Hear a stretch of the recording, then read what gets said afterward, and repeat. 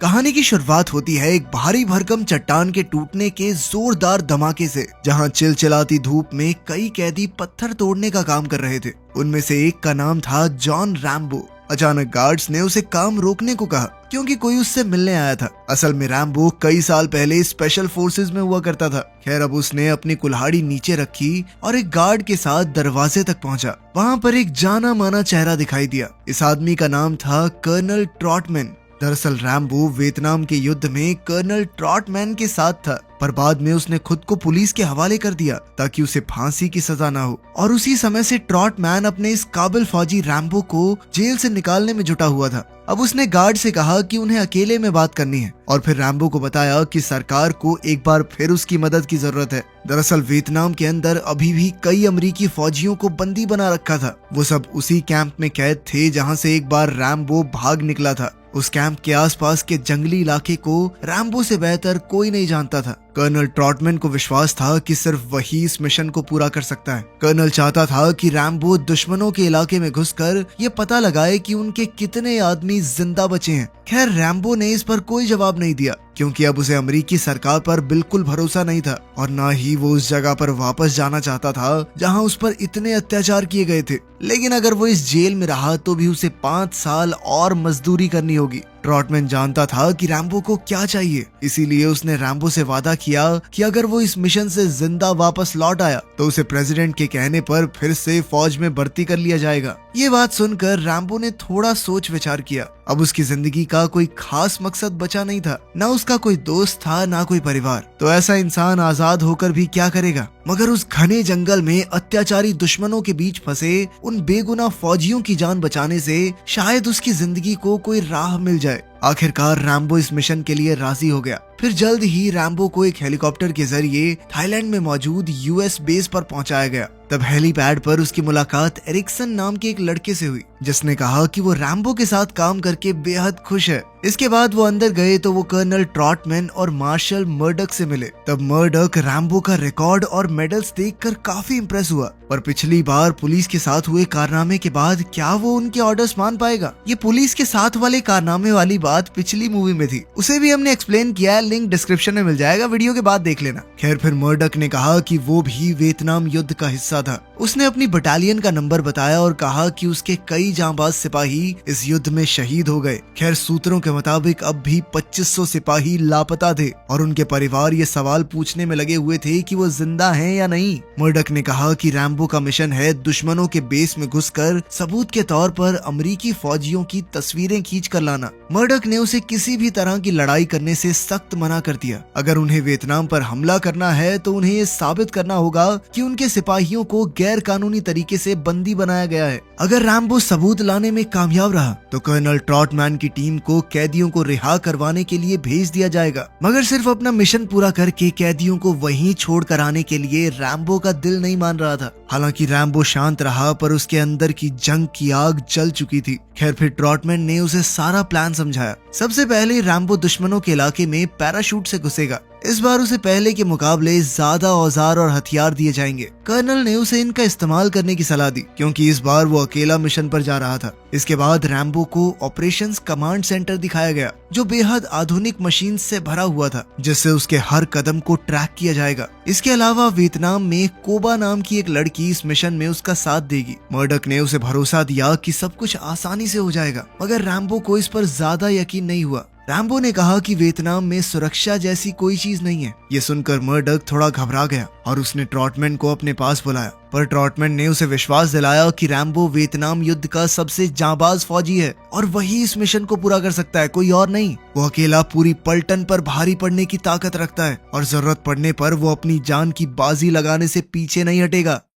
अब मिशन पर जाने से पहले रैम्बो ने अपना खास चाकू तैयार किया, अपनी राइफल में गोलियां भरी और कुछ और हथियार बांधकर तैयार हो गया। ट्रॉटमैन ने उसे ऑल द बेस्ट कहा। रैम्बो के पास ये मिशन पूरा करने के लिए 36 घंटे का समय था, जिसके बाद उसे एक्सट्रैक्शन पॉइंट पर वापस पहुंचना होगा। खैर, जाने से पहले रैम्बो ने ट्रॉटमैन को बताया कि मर्डक ने झूठ कहा था असल में मर्डक की यूनिट ने वियतनाम में नहीं बल्कि किसी और इलाके में ड्यूटी की थी। खैर फिर भी रैम्बो ने कहा कि मुझे आपके ऊपर विश्वास है और मैं बाकी किसी के फालतू ऑर्डर्स नहीं मानूंगा। कुछ ही पलों में एरिक्सन रैम्बो को अपने प्लेन में बैठा कर ले गया, जबकि मर्डक और ट्रॉटमैन ने उसे जाते हुए देखा। मर्डक ने कहा कि हो सकता है रैम्बो को एक भी अमरीकी सिपाही ना मिले। दरअसल उनका असली मकसद तो सिर्फ आम लोगों को शांत करना था कि हम कुछ कर रहे हैं इस बारे में, ना कि फौजियों को बचा कर लाना। लेकिन उधर रैम्बो किसी भी हाल में अपने साथियों को बचाने के लिए निकल चुका था। जब प्लेन से कूदने का समय आया तो रैम्बो अंधेरे में ही कूद पड़ा, पर बदकिस्मती से उसका पैराशूट बीच में ही फंस गया और बेचारा प्लेन से ही लटक गया। उधर मर्डक ने घबराकर मिशन अबॉर्ट करने का हुक्म दिया,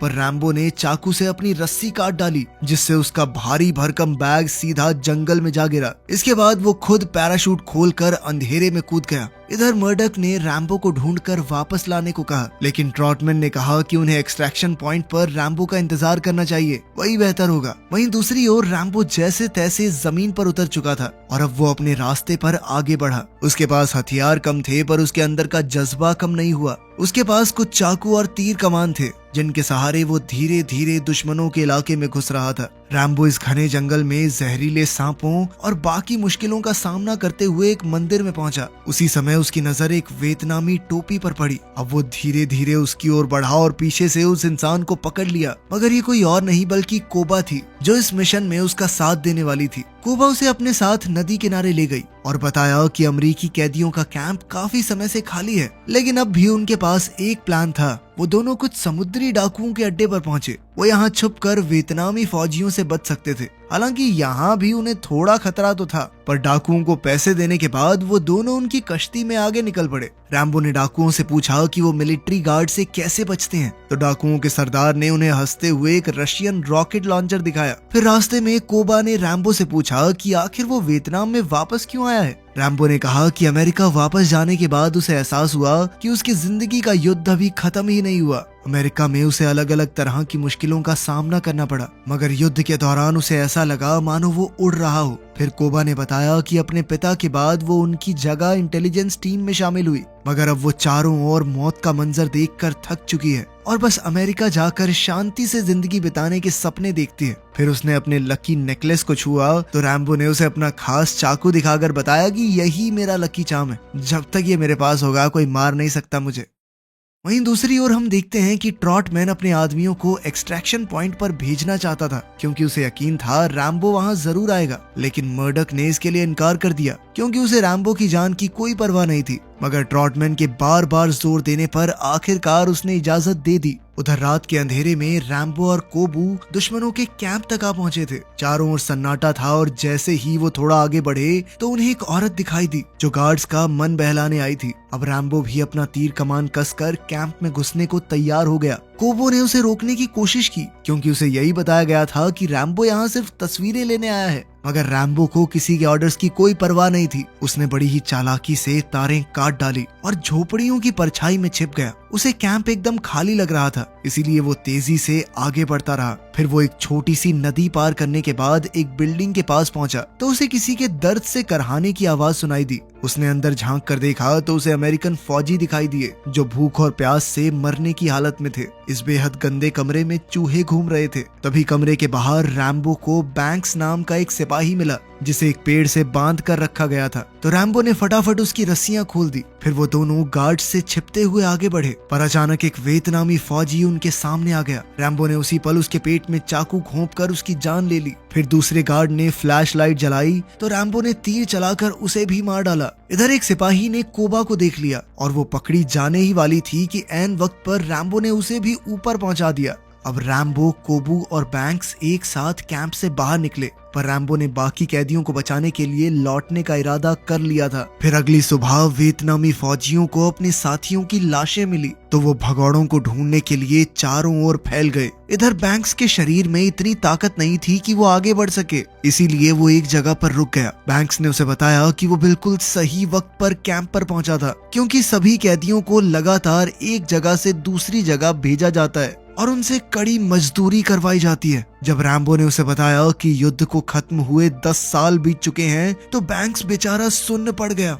उसे एहसास ही नहीं हुआ था कि उसे यहाँ पर कैद हुए इतना समय बीत चुका था। खैर अब वो तीनों जल्द से जल्द नदी किनारे पहुंचे और डाकुओं की कश्ती में बैठ गए। अब उन्हें एक्सट्रैक्शन पॉइंट तक पहुंचना था जो यहाँ से लगभग 2 किलोमीटर की दूरी पर था। उधर ट्रॉटमैन और एरिक्सन भी उनके लिए निकल चुके थे, मगर जल्द ही वियतनामी फौजियों को इसकी भनक लग गई और उन्हें रोकने के लिए उन्होंने अपनी बोट भेजी। जैसे ही समुद्री डाकुओं को फौजियों की बोट दिखाई दी तो उन्होंने रैम्बो और उसके साथियों को धोखा दे दिया। उन्होंने रैम्बो के हथियार छीन लिए ताकि वो उन तीनों को पुलिस के हवाले करके इनाम पा सके। मगर रैम्बो भी कोई कच्चा खिलाड़ी नहीं था। उसने अपनी पैंट में छुपे चाकू से एक डाकू को मार डाला और उसकी बंदूक चुरा कर सभी डाकुओं का काम तमाम कर दिया। फिर जैसे ही वियतनामी फौजियों ने उन पर गोलियां बरसानी शुरू की तो उसने अपने साथियों को पानी में कूदने को कहा। ये गोलियां रैम्बो का काम तमाम करने ही वाली थी कि उसने ऐन वक्त पर डेक के पीछे छुपकर अपनी जान बचाई। फिर उसने डाकुओं का रशियन रॉकेट लॉन्चर निकाला और एक ही वार में दुश्मनों की बोट को धमाके से उड़ा दिया।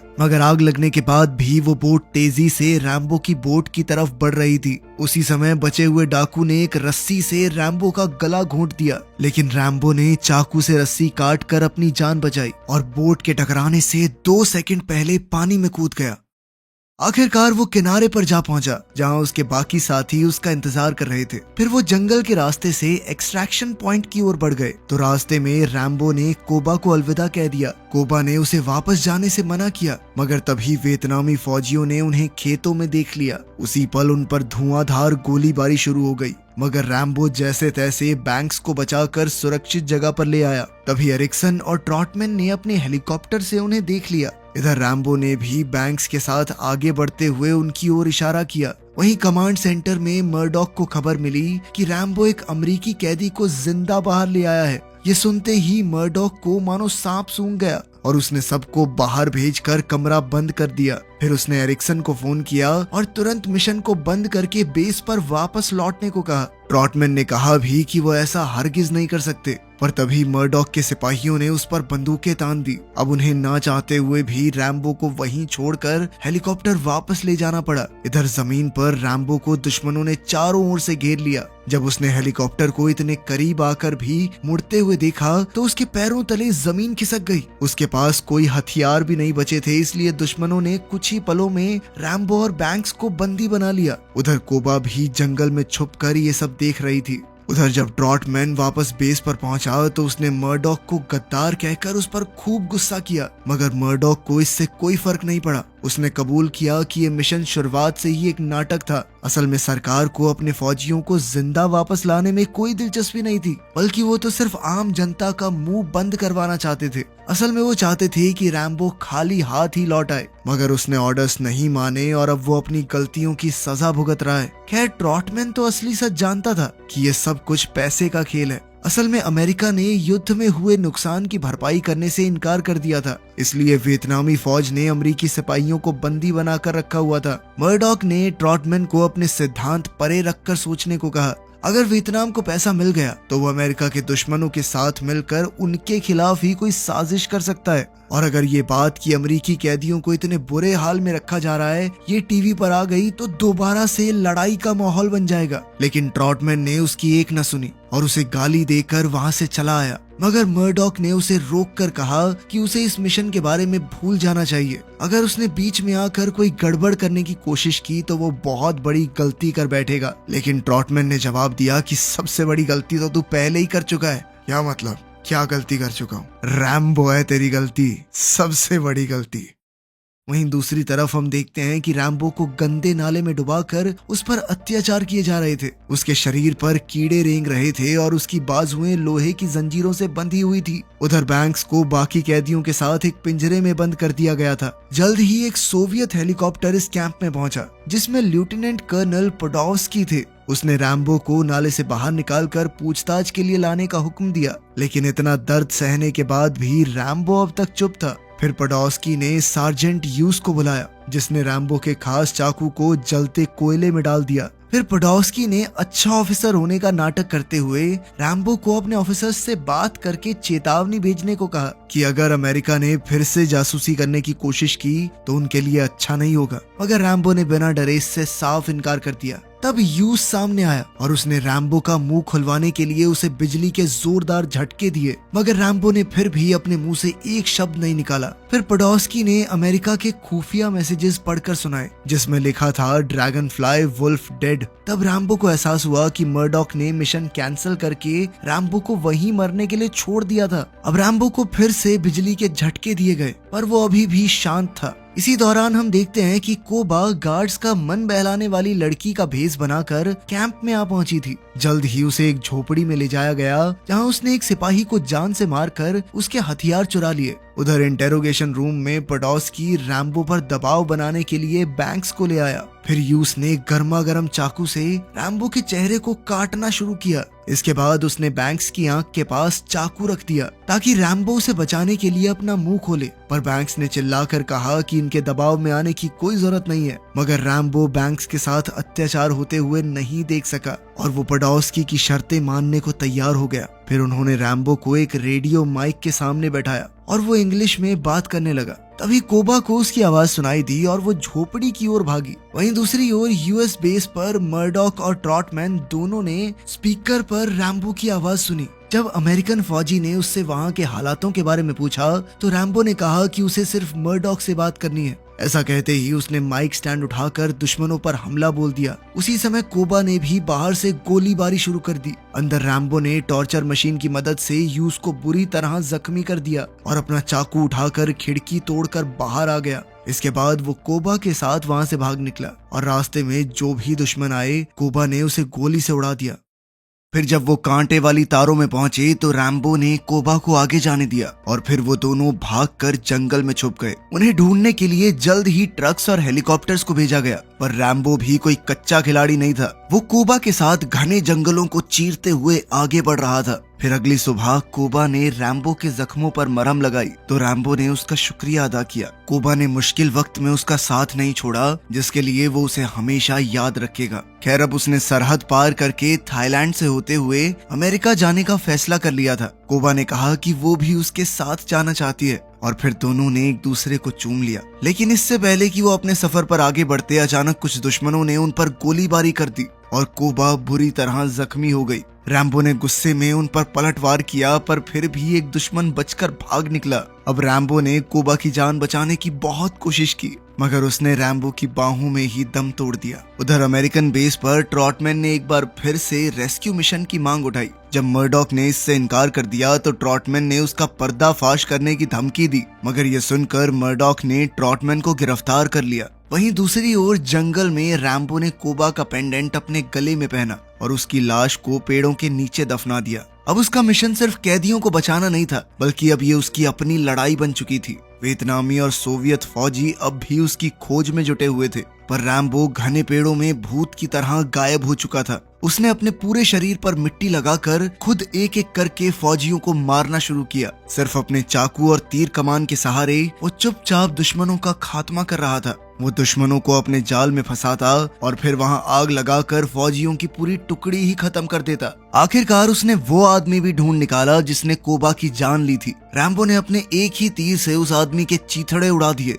उसी पल आसमान में एक हेलीकॉप्टर आया जिसमें यूस मौजूद था। उसने रैम्बो पर एक बॉम्ब से हमला किया मगर वो नदी में कूदकर बच निकला। फिर सोवियत फौजियों ने हेलीकॉप्टर नीचे लिया ताकि वो पानी में गोलियां चलाकर रैम्बो का खात्मा कर सके, मगर रैम्बो अचानक पानी से बाहर निकला और हेलीकॉप्टर में घुस गया। फिर कॉकपिट में रैम्बो और यूस के बीच जबरदस्त हाथापाई शुरू हो गई। हेलीकॉप्टर अपना संतुलन खो चुका था और इधर यूस रैम्बो का गला दबा रहा था, मगर अचानक रैम्बो ने उसे पटक कर हेलीकॉप्टर से नीचे फेंक दिया। अब उसने खुद हेलीकॉप्टर की कमान संभाली और सीधा अमेरिकन कैदियों के कैंप तक पहुंचा। वहां उसने वियतनामी फौज की झोपड़ियों और हथियारों पर बम फेंक कर सब कुछ तहस नहस कर दिया। आखिरकार जब वो जमीन पर उतरा तो उसने वहां मौजूद फौजियों को बेरहमी से मौत के घाट उतार दिया और अपने साथियों को रिहा किया। आखिरकार वो सभी साथियों को लेकर वहां से निकल पड़ा, मगर युद्ध अब भी खत्म नहीं हुआ था। जल्द ही कर्नल पोडोस्की हथियारों से लैस हेलीकॉप्टर के साथ उसके पीछे आ गया। उसने एक ही बार में जबरदस्त हमला कर दिया और रैम्बो ने बड़ी मुश्किल से हेलीकॉप्टर संभाला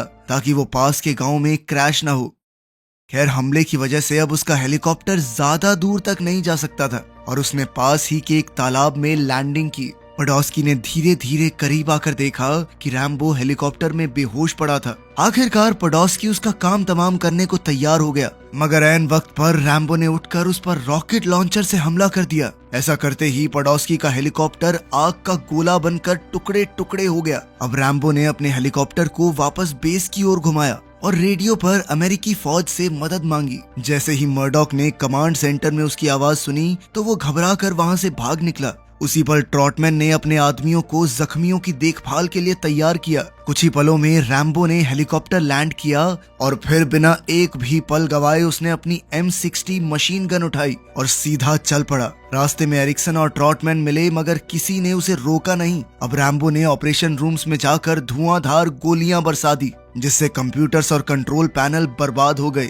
इसके बाद रैम्बो सीधा मर्डॉक के ऑफिस में पहुंचा। उसे देखते ही मर्डॉक की सांसें सूख गई और उसने कहा कि वो बस सरकार के ऑर्डर्स के हिसाब से काम कर रहा था। पर रैम्बो ने उसे टेबल पर पटक कर अपना चाकू निकाल लिया, लेकिन उसे मारने से पहले रैम्बो के हाथ कांप गए। वजह ये नहीं थी कि रैम्बो डरता था, पर वो ये समझ चुका था कि इस आदमी की जान लेने से जो हुआ है वो बदल तो नहीं जाएगा। उसने मर्डॉक की आंखों में आंखें डालकर कहा कि अब भी विदेशों की जेलों में अमेरिकी फौज सड़ रही है और उसका कर्तव्य बनता है उन्हें बाहर निकालना। उसे मर्डॉक की माफी नहीं चाहिए थी। वो तो चाहता था कि मर्डॉक उन सबको घर वापस लाने के लिए जो कुछ बन सके करे। वहीं बाहर डॉक्टर्स वियतनाम से आए फौजियों के इलाज में जुट गए। फिर ट्रॉटमैन ने रैम्बो से पूछा कि अब आगे क्या होगा। शायद वापस जाने पर सरकार उसे मेडल देगी, मगर रैम्बो ने कहा कि इन मेडल्स का असली हकदार वो नहीं बल्कि ये सभी फौजी हैं जिन्होंने इतने सालों तक दुश्मनों के अत्याचार सहे। फिर रैम्बो ने ऐलान किया कि वो वापस अमेरिका नहीं जाएगा बल्कि एशिया में ही रहेगा।